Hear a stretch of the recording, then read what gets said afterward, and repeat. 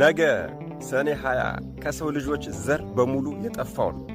መታዘዝን ትዕግስትንና ትሕትናን በቃል ኪዳናቸው በስማቸው ለተማጸነ የሚያሰጡ ታላቅ አባት አደራ የተለመደው ትብብራችሁ ኮፒ ሊንክ ማድረግና ለሁሉም ማዳረስ እንዳይረሳ እጠይቃለሁ። በዚህ ዘመን ያለን መታዘዝን የማናውቅ ትዕግስት የሌለንና ትሕትናን የማናውቅና የማይገባን ኃጢአተኛ ወጣቶች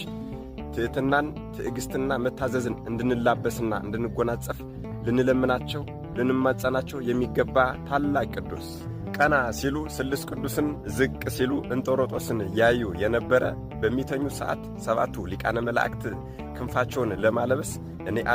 እኔ አለብሰው እያሉ ይገፋፉባቸው የነበረ የመንፈስ አባታቸው አባ ባይሞይ የደረቀ ለማገዶ የተቀመጠ ፍልጥ እንጨት አምጥተው ይህንን እንጨት ትከልና አለምልመ ፍሬ አፍርተህ አሳየኝ ቢሏቸው ያንን እንጨት ተክለው ለሶስት ዓመት የ12 ሰዓት የእግር መንገድ እየተጓዙ በእየቀኑ ውሃ እየቀዱ አጠጥተው በሦስተኛው ዓመት ላይ የመታዘዝን ፍሬ የደግነትን ፍሬ ያፈሩ ታላቅ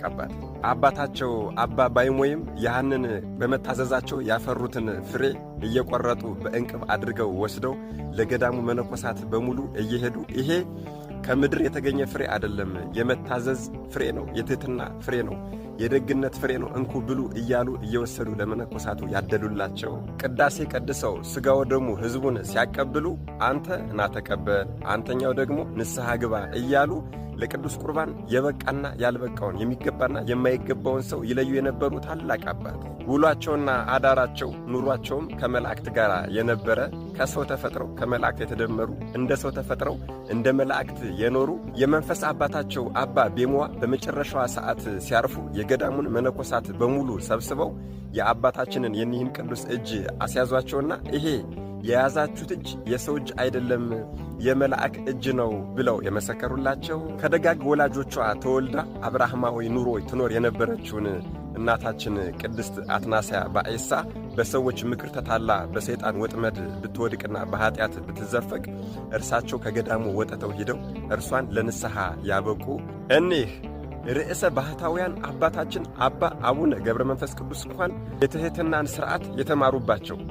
አባታችን አባ አቡነ ገብረ መንፈስ ቅዱስ የትሕትናን ሥርዓት የተማሩባቸው የመታዘዝ የትዕግስት የትሕትና የደግነት አባታችን አባ ዮሐንስ ሐጺር አጭሩ ዮሐንስ ነገ ሰኔ 20 የወርኃዊ በዓላቸው ነው። ስለ አባታችን ይችን ታክል ትንሽ ነገር ከተናገርሁኝ ዛሬ ደስ የሚል ዜና ነው ይዤላችሁ የመጣሁኝ። ብዙዎቹ እህቶቻችንና ወንድሞቻችን ዘማሪያንና ዲያቆናት ብዙ ዝማሬዎችን ስለ ብዙዎቹ ቅዱሳን